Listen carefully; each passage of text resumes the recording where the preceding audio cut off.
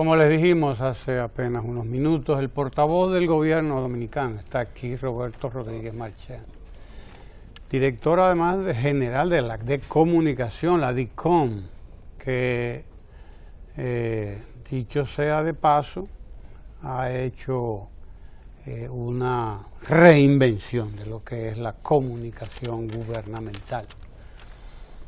Y dentro de esa reinvención de la comunicación, que dicho sea de paso, ha sido reconocida incluso en espacios internacionales que se dedican a darle seguimiento a estos temas. Dentro de esa reinvención hay una reinvención de conceptos, de términos, de ideas, de acciones.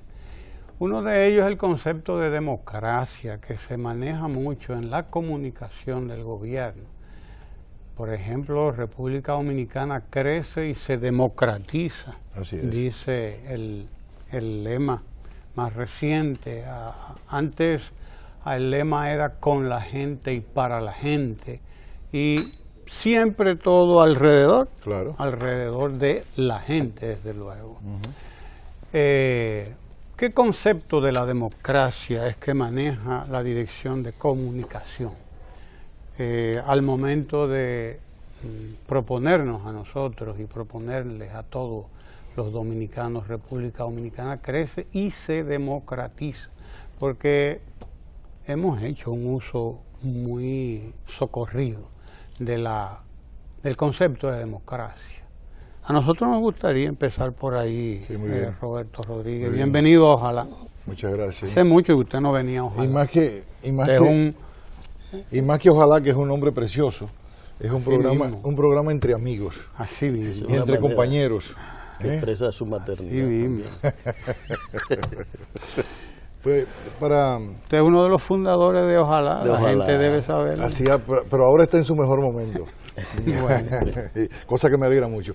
Bueno, el planteamiento de que la gente está en el centro de las políticas públicas de nuestro gobierno tiene también mucho que ver con un gobierno que trabaja por y para la gente, y con la gente además, ¿no?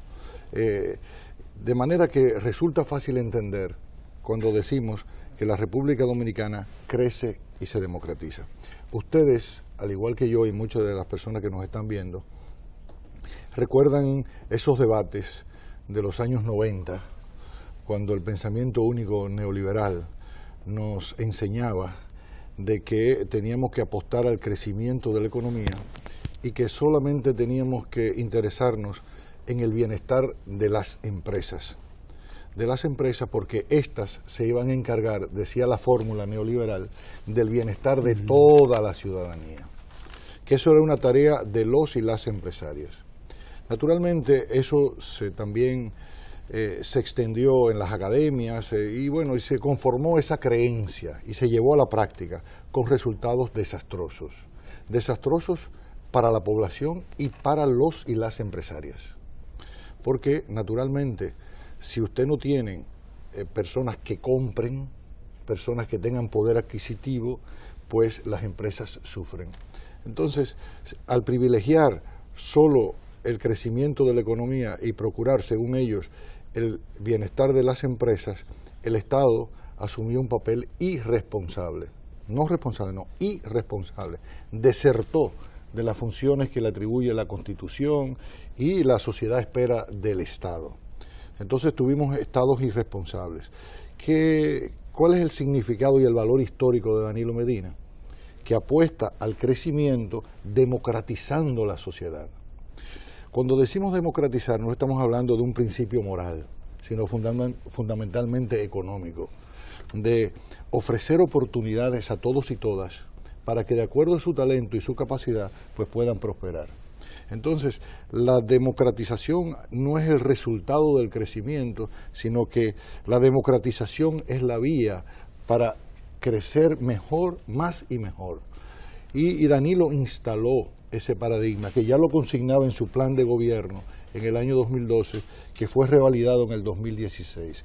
Danilo rompe con ese paradigma y, como ustedes bien recuerdan, aquella expresión de Don Juan, no basta con tener buenas ideas, sino que usted también la ejecute correctamente o exitosamente. Y entonces Danilo además le agrega el éxito en su implementación. Si ustedes se ponen a ver, cuando decíamos que la gente estaba en el centro de nuestras políticas públicas, estamos señalando una dirección de las políticas públicas, un propósito. Entonces, si usted se pone a ver las visitas sorpresas, ¿qué son las visitas sorpresas? Es una parte de un gran esfuerzo por democratizar el crédito. ¿Qué queremos decir? De que muchos sectores puedan acceder al crédito entendiendo el crédito como un derecho. Eso a nivel rural, ¿no? La política para democratizar el crédito a nivel rural, que se acompaña con esfuerzos del FEDA y del Banco Agrícola. Pero a nivel urbano, la democratización del crédito se expresa con la creación del programa Banca Solidaria, que fue aquel banco de los pobres que prometió Danilo Medina en la campaña del 2000, ¿verdad? Cuando decía hace que 17 años que los pobres eran buena paga. Y además Fundación Reservas del País, también a nivel urbano y un poco a nivel rural. Es decir, hay ese esfuerzo. Pero cuando el presidente suscribe en la campaña electoral el compromiso de aplicar el 4% del PIB en la educación preuniversitaria, está asumiendo también una política de democratización de la educación. ¿Por qué? Porque está extendiendo la posibilidad real, no formal, de la educación a amplísimos sectores de la población que no tienen todas consigo para garantizar su permanencia en las aulas, por razones de pobreza. Sociales. Fundamentos sociales. Exactamente. Pero a esto se agrega un nuevo ingrediente, atención a la primera infancia. O sea, es un proyecto muy bien diseñado y una de las grandes virtudes de nuestro gobierno, y lo digo con la humildad de vida, es que sabe para dónde va. Primero que sabe lo que quiere, que sabe para dónde va. Y usted se da cuenta, entonces, con las estancias infantiles, con los niños apenas de 45 días de nacido, que permanecen allí hasta los 5 años y luego ingresan en el sistema de educación, hasta que terminan el bachillerato. Todo ese proceso, bajo el cuidado, bajo el estímulo, bajo la protección del Estado dominicano. Entonces, eso garantiza realmente una democratización. En el caso de la salud, por igual, cuando vemos la extensión del seguro de salud al 72% de los dominicanos y dominicanas, podemos decir que las políticas públicas, las inversiones que hace el gobierno a través del SENASA y de otras instituciones de cobertura, de protección de los ciudadanos y ciudadanas, estamos diciendo que se está democratizando la salud. Cuando aprovechamos oportunidades que ya las leyes tenían consignadas, como la ley de fideicomiso del año 2011, para estimular proyectos en asociación con el sector privado, con las empresas privadas constructoras, también vemos un esfuerzo de parte del gobierno de democratizar la vivienda. ¿En qué sentido? De que muchos sectores, ¿verdad?, puedan aprovechar la oportunidad de acceder a una vivienda. Pero hay otros esfuerzos, y eso me gustaría tocarlo de inmediato, tiene que ver con una actividad que tenemos en el día de hoy.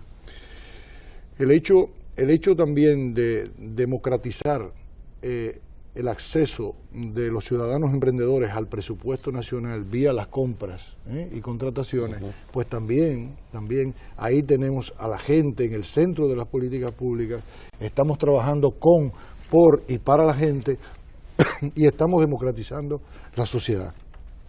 ¿Cómo se revela? Un dato nada más.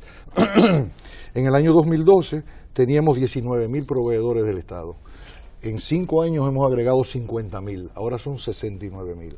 Pero también se refleja en políticas de género concretas. En el año 2012 eran apenas unas 2.000 mujeres que tenían la oportunidad de ser proveedoras del Estado. Ahora son casi 16.000. De modo que también hay un ingrediente en esa democratización de preocupación por la condición y por el esfuerzo de las mujeres dominicanas. Entonces, ¿qué decimos para concluir? De que 5 años después de Danilo Medina llegar a la presidencia de la República, tenemos una sociedad mucho más democrática que la que recibimos en el 12. Tenemos una sociedad que está creando riquezas más y mejor. Y si vemos la distribución del presupuesto, solo con mirar lo que se ha hecho con el 4% del PIB en la educación preuniversitaria, vemos un crecimiento de vocación a ser parejo en el territorio. Porque todos los días el presidente está entregando escuelas, estancias infantiles, centros de diagnóstico y atención primaria en todo el territorio nacional, 2 y 3 por día. O sea, cuando estuvimos en Monteplata en la última ocasión del presidente, fueron 4 centros educativos que entregó el presidente. Se tienen que hacer entregas simultáneas porque hay un esfuerzo en ese sentido. Entonces, la vocación de nuestro gobierno de una distribución pareja en el territorio, pero también a muchos sectores de la vida nacional, es decir, que están participando. Les cuento nada más, ningún gobierno anterior al nuestro había establecido los sorteos de obras, porque ¿qué se nos decía antes? ¿Cuál era el paradigma? A un ingeniero recién graduado, a un ingeniero o una arquitecta joven, no se le puede entregar una obra porque no tiene experiencia y porque no tiene equipos. No tiene equipos, por lo tanto, entonces todas las obras iban a los mismos, a los que tenían equipos y a los que tenían experiencia. Entonces, los que no tenían experiencia nunca la lograban tener, porque si nunca se le daba la oportunidad. En los 17.000 proveedores. Exactamente. Iniciales. Sí, se construían pocas aulas entonces, pero también por pocas empresas. Se ha democratizado. Son más de 3.000, 4.000 ingenieros y arquitectos que ahora tienen la oportunidad, gracias a los sorteos, gracias a las licitaciones, de participar del presupuesto público. Y ustedes lo saben muy bien. Ustedes lo saben muy bien porque tienen más de 40 años en la política. Que el presupuesto es un instrumento de desarrollo, pero también es un instrumento para la recomposición de las clases sociales que gravitan dentro del Estado dominicano. ¿Cuál ha sido la gran diferencia de Danilo Medina? Que ha sabido congeniar el desarrollo poderoso de las empresas privadas que han ganado más dinero que nunca en toda su historia. En estos 5 años las empresas privadas han ganado más que nunca y nosotros lo celebramos, estamos felices. Ha sabido congeniar la prosperidad, el bienestar, el crecimiento de las empresas grandes, medianas y pequeñas con el bienestar de la ciudadanía. Entonces, eso para nosotros es una enorme satisfacción, porque además ha ensanchado los niveles de satisfacción de la población. Roberto, una de las cosas, tú mencionabas la visita sorpresa, que ha sido, llega en un momento en el que había una exclusión en el campo financiero de la agropecuaria, en un momento donde el estímulo al campo prácticamente estaba ausente, incluso con un abandono generalizado del campo que iba creciendo. Por los riesgos que tenía. No, exactamente, o sea, desde la crisis 2003-2004 eso fue abandonado por las propias normas, ¿verdad? Sí, así es. Pues bien, pero se ha producido un fenómeno con esta intervención focalizada, muy puntual en áreas del territorio, que ha producido también un fenómeno, yo pienso desde el punto de vista político, que a mucha gente por eso quizás le preocupe. El sector rural de otros colores ahora ha cambiado políticamente de color, percibo yo. Es decir, esto se debe a eso que tú has dicho de que ese sector excluido financieramente, el sector financiero, que está recibiendo financiamiento, apoyo técnico, ¿verdad? Que se está promoviendo la asociatividad, otro factor clave de todo esto que se está produciendo en el país, ha traído un cambio en la mentalidad de la gente que está haciéndose emprendedores con proyectos y con las tierras que tenía, de repente con esta asistencia ya tienen un motivo de alegría para trabajar y producir para sus familias y sus comunidades.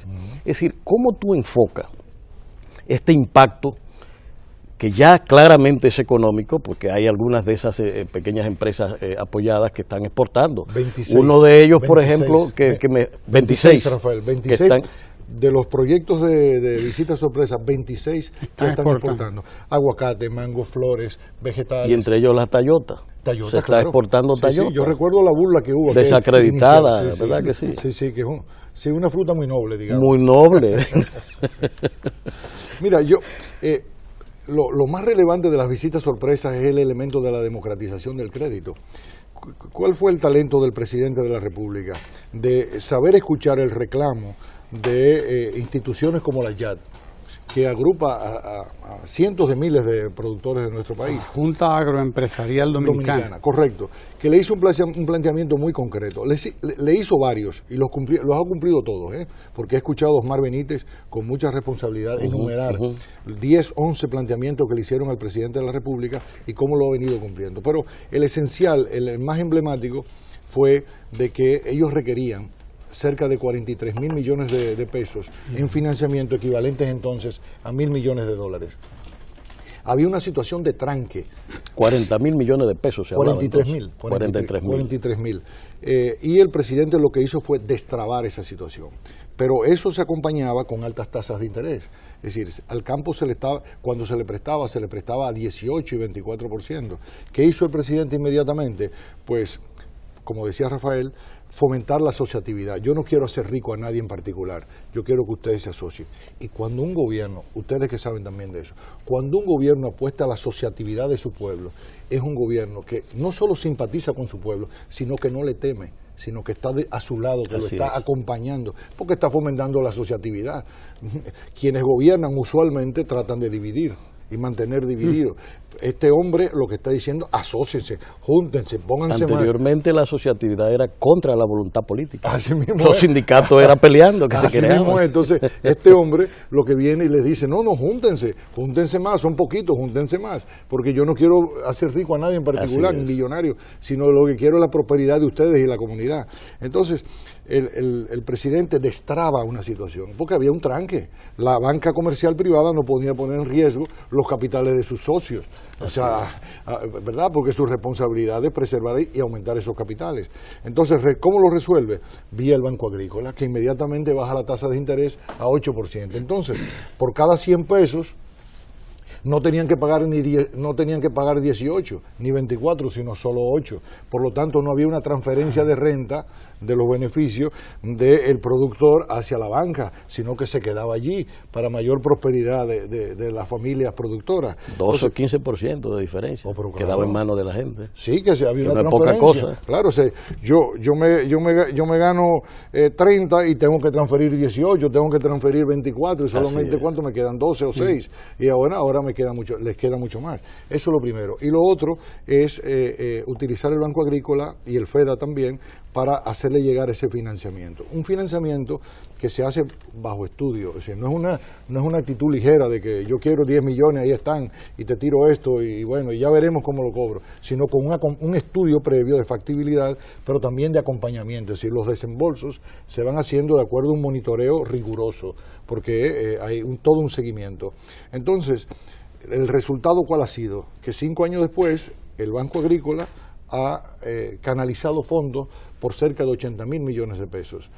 El FEDA por cerca de 4.000. Pero también hay otra parte de cómo el presidente le facilitó dinero a Conaleche con la garantía de que bajaran las tasas de interés al 6%. Si ustedes me bajan la tasa al 6%, yo les voy a prestar, les voy a dar una asignación fija a ustedes. También, ¿qué podemos decir? Que el campo dominicano ha recibido en estos 5 años cerca de 100.000 millones de pesos, el campo nada más. Pero eso es más del doble de la promesa. Claro que sí, porque el doble son 86. Así es. Entonces, pero también a nivel rural, a nivel urbano, tenemos a Banca Solidaria y a Fundación Reservas, que entre ambas estamos hablando de 21.000 millones de pesos para pequeñitos negocios. Entonces, hay ese elemento que es el que más resalta en la democratización del crédito. Pero hay otro elemento fundamental, que es que le estamos diciendo a ese campo excluido que tú hacías referencia, Rafael, que ellos importan. Es decir, cuando el presidente va a una comunidad, ¿qué le está diciendo? Tú me importas, y tú también, ustedes todos me importan, y yo como representante del Estado, del gobierno, vengo a decirles a ustedes en qué les puedo ayudar. Esa es la clave, es una reconstrucción de la relación del poder político, del gobierno, del poder ejecutivo, con las comunidades campesinas, con los productores. Entonces, esa recomposición tiene un gran valor en el sentido de la autoestima, de la fortaleza, de la confianza, de fortalecer el tejido democrático. Por eso decimos que 5 años después tenemos una democracia mucho más sólida, una democracia mucho más fuerte, que se ha construido con múltiples esfuerzos y también podría decirse con múltiples gestos de parte del presidente, porque él va donde ellos, no ellos donde al palacio. Entonces, todo eso tiene una simbología que el pueblo dominicano ha sabido apreciar muy bien. Y como tú dices, el campo dominicano está reverdeciendo, ya muchos agricultores que eran de subsistencia están desarrollando capacidades para convertirse en agroexportadores, cosa que realmente es algo extraordinario. Entonces, por primera vez estoy mirando el crecimiento de clase media que habitualmente era urbano. Sí. Estamos mirando ya clase media en el campo. Así es, Rafael. Un nuevo fenómeno de hace muchas décadas que aquí no se producía. Así es. Hay una clase media emprendedora, porque usted se pone a ver, muchos de estos pequeños y medianos empresarios son los que conforman la clase media. Así es. El tejido empresarial nuestro, de República Dominicana, es mayoritariamente de clase media. Sí. Fortalecer ese sector tiene una gran importancia, porque son los grandes creadores de empleo y son los más numerosos. El domingo pasado, Roberto, hubo para mí un acontecimiento. Aquí a esta gente no les interesan mucho los acontecimientos importantes. Siempre viven deteniéndose los medios en acontecimientos, vaya usted a ver. Pero para mí el acontecimiento fundamental, el pasado fin de semana, el domingo concretamente, fue el número 180 visita de sorpresa, una visita 180. sorpresa. Debió salir en un titular grande, así, en todos los medios, no en uno solo, desde luego. Y debimos resaltarlo como lo hicimos aquí, desde luego. 180 veces que un jefe de Estado va al campo, 180 veces que un jefe de Estado y de gobierno va a visitar a la gente, a encontrarse con la gente, a gobernar con la gente, ¿no? Agrégale, Ramón, y contando, digamos, 180 veces que va en 255 oportunidades, o sea, desde 255 domingos, que podría dedicarlo a su familia, a descansar, a hacer cualquier cosa. Pero lo más importante de todo esto va precisamente en el sentido de que hablábamos ahorita, de la democracia, de la democratización, y de otro elemento que se rompe, un paradigma que se ha roto. Usualmente, pues la gente estaba deseando ver al presidente y encontrarse con el presidente, pero no lo podía hacer, por todo lo que sabemos. Pero además los presidentes tenían miedo de encontrarse con la gente. Claro, Entonces eran las dos cosas, ¿no? La gente detrás de los gobiernos, detrás del mandatario, detrás del gobernante, no lo encuentra, pero el gobernante tampoco quiere encontrarse. Y si se encuentra o se encontraba, era para hacer discursos. Sí. Para hacer discursos y para integrar comisiones y encargar cosas, y bueno, todo se va a hacer. Danilo va al encuentro porque cumple. Bien, entonces... No tiene que salir huyendo, sí. Él puede mirar a los ojos, como decía él, te puedo mirar a los ojos, porque ni te he hablado mentira y te he cumplido. Exacto, o sea, la realidad es que estamos frente a un nuevo paradigma, es decir, de una persona que va a encontrarse con la gente, no es la gente a la que va a encontrar, es el mandatario, es el gobernante, el que va a encontrarse con la gente. Pero además, permíteme agregar otro elemento, es la expresión más auténtica de lo que es un servidor público. Lógico. Así es. Yo estoy a tu servicio, tú me has escogido a mí para que yo te sirva, y aquí vengo, dime en qué puedo ayudarte. Ahí también, fíjate, yo tuve oportunidad de asistir a una visita sorpresa. Y en el paradigma conocido, esos patrones de comportamiento entre el gobernante y la población, ver en una rancheta, a 1 metro de la multitud, un presidente dialogando, y sobre todo cuando aquello termina, el presidente queda, yo vi la seguridad que no sabía qué hacer, porque él está en medio abrazando gente por todos lados, y la alegría de aquella gente, muchos de ellos que pude ver llorando. Y que decían, esto nunca se ha visto, ni los gobernadores siquiera, o en la comunidad a la que fui. Es decir, embrujado con la gente, como se suele decir en el pueblo, es una ruptura del paradigma del gobernante allá arriba, vamos a decir el rey por allá, y el gobernado, los siervos, ¿verdad? Sí. Por otro lado. Porque es un liderazgo aquí democrático. Aquí se ha roto precisamente todo ese esquema de relación entre gobernados y gobernantes. Hay un acoplamiento múltiple en objetivos, en intereses, que se está viendo aquí. Eso es lo que yo pude ver en esa visita. A partir de esas visitas hay un nuevo enfoque también de la comunicación de la presidencia.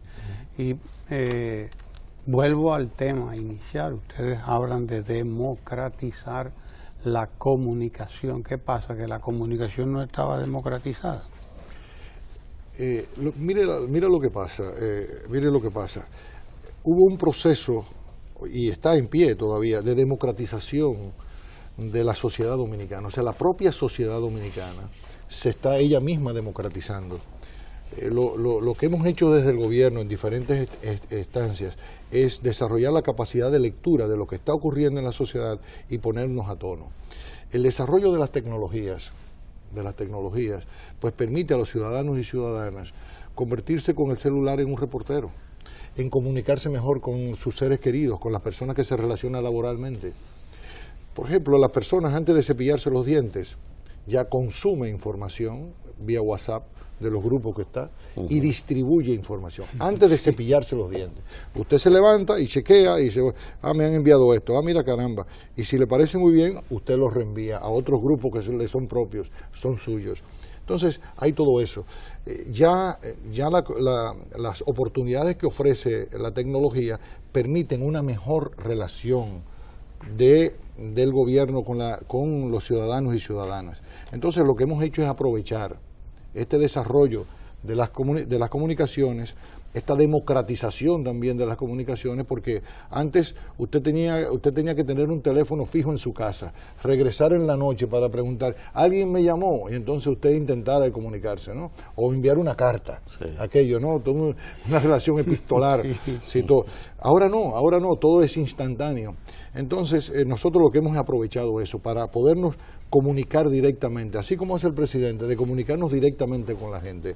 ¿Por qué? ¿Qué es lo que pasaba? Antes, las estructuras de comunicación, por el escaso desarrollo de las comunicaciones, por el escaso empoderamiento de los ciudadanos y ciudadanas, tenía que valerse únicamente de los medios de comunicación establecidos para comunicarse con la población. Usted tenía que ir al periódico tal y suplicarle, por favor, mira, yo quiero decirle al pueblo dominicano que he emitido el decreto tal y tal y cual. Te pido por favor que me ayudes en eso y se lo digas al pueblo dominicano, o al menos a tus lectores. Y ahí vas tú a otro medio, televisión o radio. Mira, por favor, acá el presidente acaba de emitir un decreto y yo quiero pedirte, te suplico, por favor, porque es muy importante para nosotros, que tú dejes a conocer esto, ¿no?, entre tus lectores. Ya eso no es necesario. ¿Por qué? Porque a través de las redes sociales, el presidente de la República, vía la Dirección General de Comunicación, se comunica al instante y da a conocer sus decisiones directamente a los ciudadanos, aunque inmediatamente también a los medios de comunicación, pero además con un sentido de equidad y con un sentido democrático. ¿Por qué?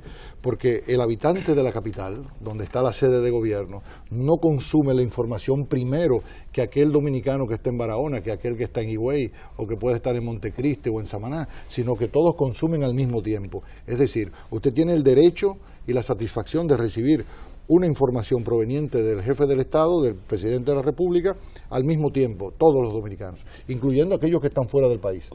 Pueden estar en Nueva York, en Barcelona, donde fuera, en Argentina, donde fuera. Entonces, eso es un gran avance. Entonces, las mismas tecnologías de la comunicación, las redes sociales, pues nos han permitido un contacto mucho más directo, mucho más fraterno, mucho más instantáneo y de mejor calidad para el gobierno. Evidentemente, en la comunicación hay todo un debate, siempre ha sido así, de construcción y de instalación del relato.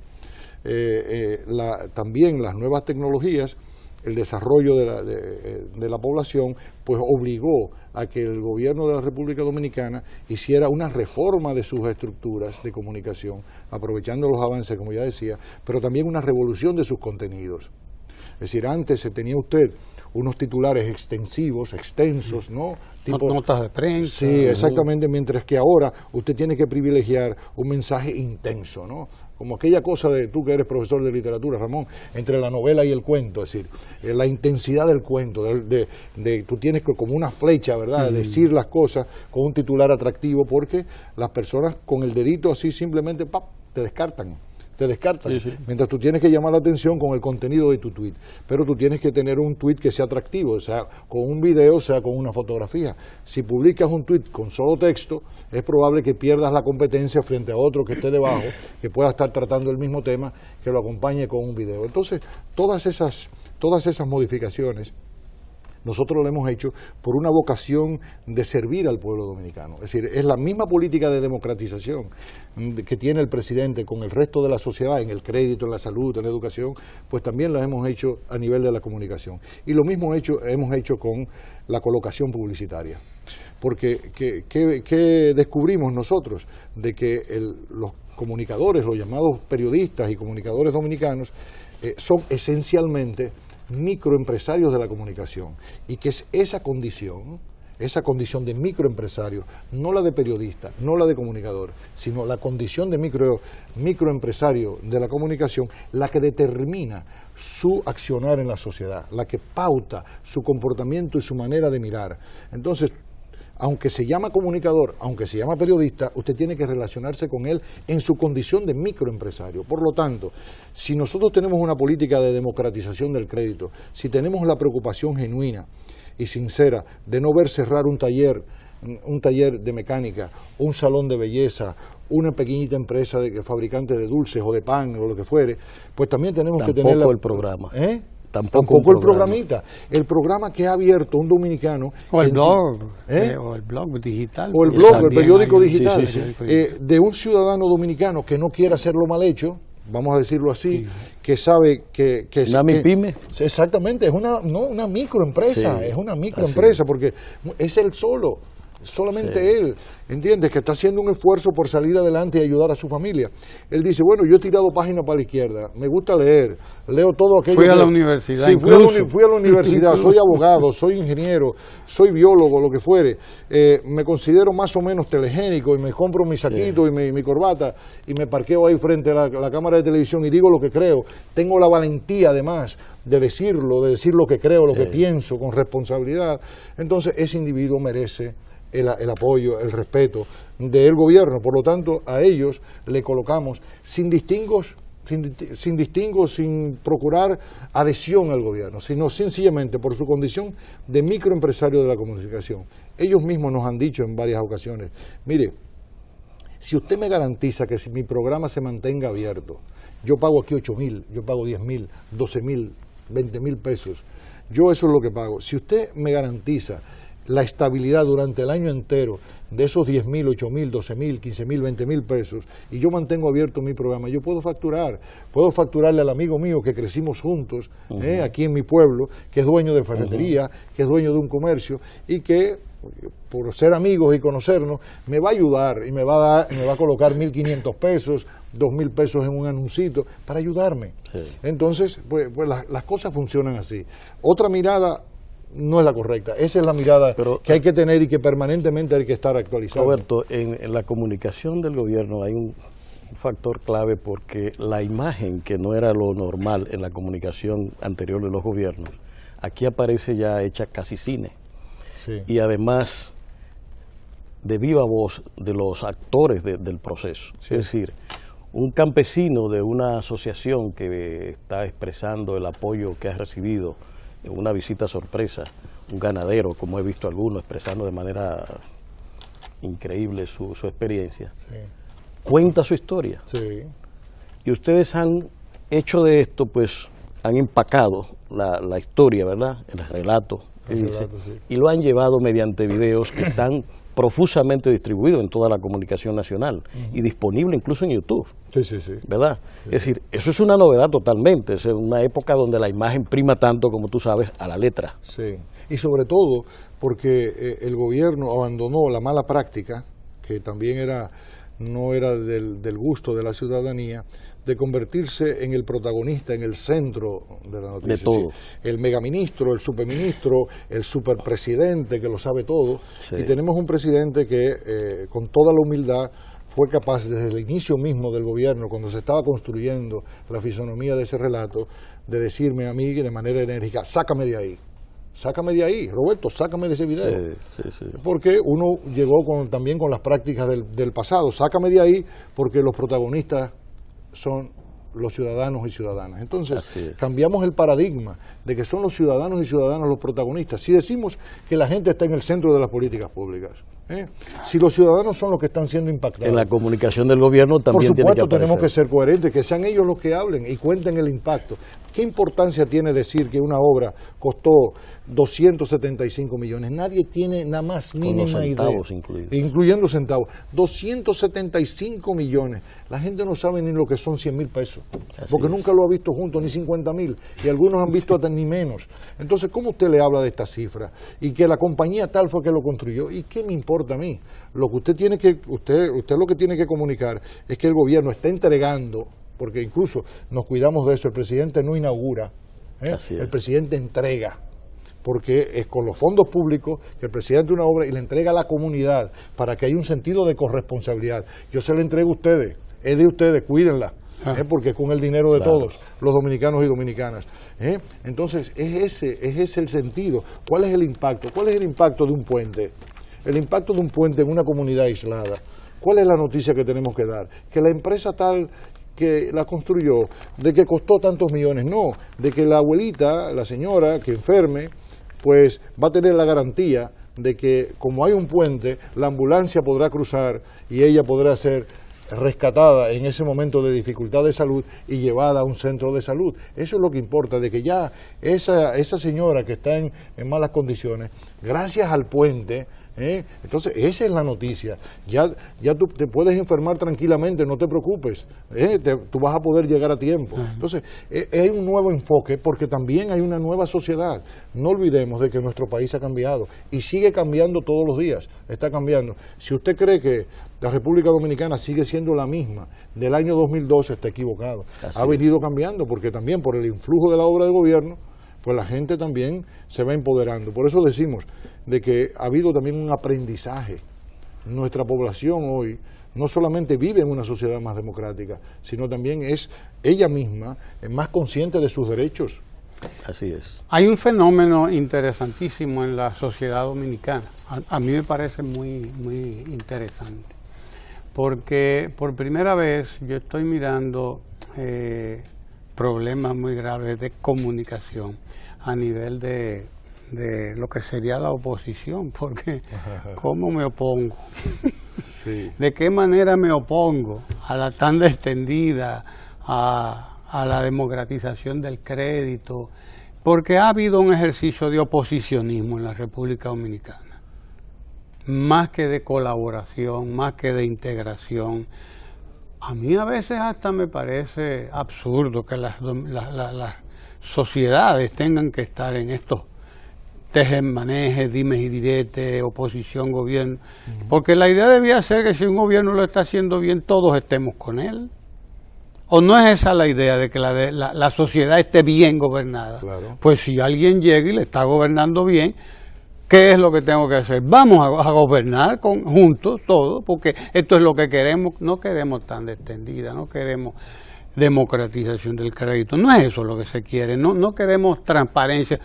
Además, ahí está el tema de la transparencia. Bueno, se ha quedado monotemática la oposición en la República Dominicana. Pero sobre eso podemos hablar mucho. Tiene problemas. Sobre eso podemos hablar mucho, Ramón. Podemos hablar sobre transparencia también, porque ese es el tema, ¿no? El tema de la oposición. Pero el gran déficit, se quedó ahí la pobre. Sí, el gran déficit de la oposición es que no entiende que su papel es procurar, junto con el pueblo dominicano, que está inmerso en su cotidianidad, que está ajeno a la política, a esa política que nosotros vivimos todos los días, de acompañar a la población en la procura de su bienestar. Realmente la oposición lo que nos revela con sus planteamientos, que lo que procura es un quítate tú para ponerme yo, o sea, no de aportar para mejorar la sociedad, porque bien pudiera, como tú señalas, Ramón, si tú estás planteando la jornada escolar extendida, pues tú hacer sugerencias de cómo mejorar y ganarte el atractivo de la población que está feliz con la jornada escolar extendida, porque significa una transferencia de 80,000 pesos al año por cada hijo, o de 8.500 pesos mensuales en la estancia infantil, tú buscar mejores fórmulas que beneficien dentro de esa tendencia, porque ¿a quién se le ocurre en esta cabeza de que algún presidente puede eliminar la jornada escolar extendida ahora? ¿Quién puede eliminar las estancias infantiles? ¿Quién se atreve a eliminar el 911? ¿Quién se atreve a eliminar las políticas de democratización del crédito? ¿Quién se atreve a paralizar Ciudad Juan Bosch? Aquí en la capital o en Santiago, o las que se puedan hacer en otros lugares del país. ¿Quién se atreve? Porque lo que sucede es que los logros del gobierno se han convertido en conquistas del pueblo dominicano. ¿Por qué? Porque había una sintonía previa, ya establecida, ya determinada en el programa de gobierno, de que esas políticas públicas que se constituyeron en metas a alcanzar por parte del gobierno, realmente eran reclamos ciudadanos y al realizarse se convirtieron en conquistas del pueblo dominicano. Mira, tú hablabas de la transparencia, y permítanmelo ustedes dos, decir que hoy tenemos un acto de un gran valor simbólico para la República Dominicana. Hoy en el pabellón, a las 11 de la mañana, en el pabellón de voleibol, se va a celebrar una juramentación masiva de las comisiones de ética pública en las instituciones del Estado. Que fueron electas. Que ese es un rasgo. Ese es un rasgo distintivo de cualquier otras comisiones que se pudieran haber creado dentro de las instituciones públicas, que no fue designada. Ven tú y tú, que me acomodan muy bien, y ustedes van a hacer lo que van a vigilar la ética, que son mis canchanchanes. Nada de eso. No, se estableció rigurosamente un procedimiento en el que el director general o el ministro no había manera que pudiese imponer a los suyos, a sus cercanos, a sus compinches, por decirlo de algún modo, en esa comisión de ética pública, sino que se garantizaba de que los propios empleados y empleadas pudieran elegir. Y ese proceso se desarrolló bellísimo en más de 206 instituciones del Estado. Esas instituciones hoy se van a juramentar. Es un punto dentro de una trayectoria, y aquí lo quiero destacar, es un punto luminoso, por supuesto, dentro de una trayectoria que se inició cuando se comenzó a construir el programa de gobierno y cuando Danilo Medina se juramentó. El esfuerzo por transparentar, por establecer mayores controles en el gasto del gobierno, ¿verdad? En el manejo, en la gestión de los recursos públicos, se inicia desde el mismo 16 de agosto del año 2012. Uno de los primeros decretos, recuerden ustedes, del presidente, fue instalar la frugalidad en la administración pública, no la austeridad, que es un constreñimiento y genera estrés, ¿no? Porque como toda dieta te genera un estrés, sino para instalar la frugalidad, que es un estilo de vida que tú disfrutas y que es muy sano, para instalar la frugalidad. Pero después se fueron sucediendo otros decretos que establecían, en primer lugar, una mayor participación de las MIPYMES en el presupuesto nacional, en las compras y contrataciones. La creación de la cuenta única del Tesoro, que ya van más de 260.000 millones de pesos, que no se están manejando discrecionalmente, sino con un rigor presupuestario, que se sabe que están ahí y que su destino será el que se determine, no el que usted antojadizamente como director o ministro disponga, sino que hay un rigor detrás. Lo otro, el portal transaccional. El portal transaccional en el que todos los proveedores del Estado participan allí confluyen las ofertas de compra de parte de las instituciones del Estado y las ofertas, ¿verdad?, que pueden hacer los distintos proveedores. Eso establece unos niveles de transparencia, ¿verdad?, enormes en nuestro país, al punto que, como ya les decía, ya agregamos 50.000 nuevos proveedores del Estado. Pero también a esto se agrega que recientemente, con el decreto 1517, el presidente de la República estableció mayores controles para el gasto de sus funcionarios. Usted no puede gastar si no está presupuestado. Usted tampoco puede gastar si no tiene la apropiación debida, de manera tal que usted no pueda poner en peligro la salud financiera de ese pequeñito negocio, de esa MIPYME que está vendiendo al Estado, sino que usted tiene que tener los recursos ahí disponibles. ¿Qué es lo que hay en todo esto? Muchas veces se cree que la transparencia, la lucha contra la corrupción es sola y únicamente una lucha de tipo moral. Algunas personas de clase media, que son empleados, que son profesionales, viven la lucha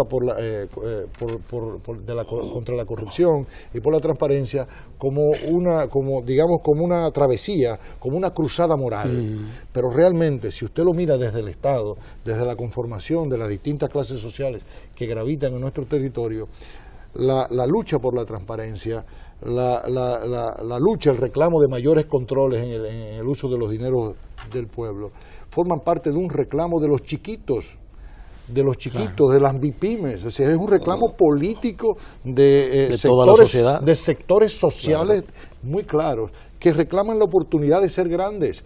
Entonces, si el dinero lo hemos repartido en la opacidad de la oscuridad, con las luces apagadas, claro, ¿qué está pidiendo las MIPYMES?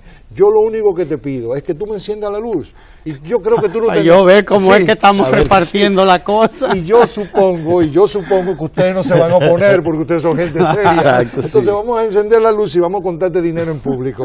Dos para ti, dos para ti, dos para ti. Vamos a repartirlo con transparencia, ¿verdad? Sí, porque en la oscuridad tú me alegabas que tú sabías cuál era la papeleta de 20 pesos al tacto. Y resultaba que yo terminaba... Y hay dos que se parecen. Sí, exacto, y yo terminaba con la papeleta de 20 y ustedes con la de 2000. Entonces así no. Roberto, entonces, mira, lo que quiero decir es que no nos perdamos muchas veces en ver las cosas como la ve un sector de la clase media, que como no tiene arraigo productivo, que forma parte de ese sector flotante de la sociedad, veleidoso, como es la clase media, pues le atribuye virtudes morales, y, ¿verdad? Cuando es un asunto económico. ¿Qué es lo que hace Danilo Medina? Bueno, el Estado Dominicano goza de la presencia de determinadas clases sociales que han logrado que la clase política tenga sensibilidades, inclinaciones hacia ellos. Danilo incorpora una nueva sensibilidad al Estado desde el Partido de la Liberación Dominicana, porque los partidos son portadores de reclamos sociales. Entonces Danilo instala, con esta política de transparencia, de democratización del crédito, instala las MIPYMES en el Estado. No vengan, que ustedes tienen derecho a participar en este banquete, vengan acá. Y todo lo que ha venido haciendo, la frugalidad, la participación de las MIPYMES, el portal transaccional, los sorteos, las licitaciones, ¿a quién favorecen? Favorecen a las MIPYMES. Entonces, así es que tenemos que verlo. Eso no es solo transparencia, es democracia. Exactamente. Democracia y transparencia. La democracia de la que no se hablaba. El tiempo se acabó y yo quisiera precisamente en ese contexto, porque el uso que hace clase media esencialmente del tema de la transparencia, la ética. Nadie ha hecho más por la ética pública que Danilo Medina. Se ha exacerbado en medio del contexto del caso de Brecht. Lamentable, ¿verdad? Que es un ingrediente extranjero. Y es un ingrediente que evidentemente impactó. Y ahí surge el tema de Verde, con las marchas. Pues bien, pero ahora se ha publicado una encuesta. Y lo que estoy mirando es que, contrario a lo que pasaba antes de este fenómeno, que el presidente andaba por lo mismo que acaba de salir prácticamente, un 64% en el aprecio público, según el estudio de opinión. Por ahí es que anda. De manera que todo este esfuerzo de los gestores del Movimiento Verde no han impactado negativamente al presidente, lo que está diciendo la encuesta. Ya lo confesó el miembro del comité político virtual de ese grupo, que es Juan Bolívar Díaz, así es, en su artículo, miembro del comité político virtual, cuando confesó su desencanto, así es, diciendo que el PRM no pudo capitalizar la Marcha Verde. Ahí entendimos que uno de los propósitos de la Marcha Verde era la capitalización política, que el PRM pudiera capitalizar un cierto descontento. Y ahora se encuentran más disminuidos, porque el presidente que sacó 62 está en 64, 65 y 66. O sea que se invirtió la tendencia. Claro, lo que pasa es que el presidente ha construido sólidos afectos, y cuando usted tiene una economía sólida, cuando usted tiene una democracia sólida, porque es un gobierno, como ya decía, que ha venido fortaleciendo la democracia, ha venido fortaleciendo sectores económicos, entonces usted cuando se presentan estas turbulencias, es como cuando usted está en un avión. Todos hemos volado en un avión. Usted viene y se presentan turbulencias. ¿Qué pasa con las turbulencias? No, el avión es así. Pero luego retoma su curso de 37.000 pies. Entonces usted no puede tener un piloto que entre en pánico y diga, una turbulencia. Sí, Houston, tenemos problemas. No, y vamos a aterrizar en el primer aeropuerto y ponga en pánico a la tripulación y a los pasajeros. La ventaja es que tenemos un hombre experimentado, sabio, que sabía que se trataba de una turbulencia porque no había las condiciones económicas, sociales en nuestro país para que esa turbulencia externa pues afectara el destino del gobierno. Es decir, desde el mismo programa de gobierno había un plan de vuelo, el piloto lo sabía, un piloto sabio. Vino la turbulencia, pasamos la turbulencia y ya seguimos. Por eso algunos no explican, dicen, pero ¿cómo es posible que tenga 64? Es que ya volvió a su velocidad, claro, a su altura de crucero, a sus 37.000 pies. Ahí está Danilo de nuevo. Entonces, entender eso, lo que pasa es que en el gobierno hicimos un diagnóstico temprano sobre lo que está ocurriendo. Es decir, porque no es lo mismo cuando se presenta una turbulencia en un avión que tiene un motor menos, que ya está dañado, o en un avión que no tiene combustible. Entonces, que son economías que son frágiles, pero una economía sólida como la nosotras, con un presidente con sólidos vínculos, con sólidos mecanismos de vincularse a la población, todo esto no dejó de ser una turbulencia. Pero además debo decirle da algo. La impresión de que la gente estaba sentada en la mecedora mirando a los verdes pasar. Y entonces al final es así. Claro, aquí está porque son resultados concretos. Y bueno, aquello del manifiesto último fueron 17 personas, ¿no? Pero eso es una demostración para escuelas de ciencias políticas. Sí. Es mucho lo que habría que hablar con Roberto Rodríguez Marchena, bueno, ya usted conoce, ¿no? Pero también quedan más días que longaniza, dice, o sea que tendremos más tiempo de juntarnos con el portavoz del gobierno de aquí para allá. Un gobierno inclusivo, un gobierno incluyente, un gobierno democrático, y nosotros aquí somos tan incluyentes y democráticos como el presidente.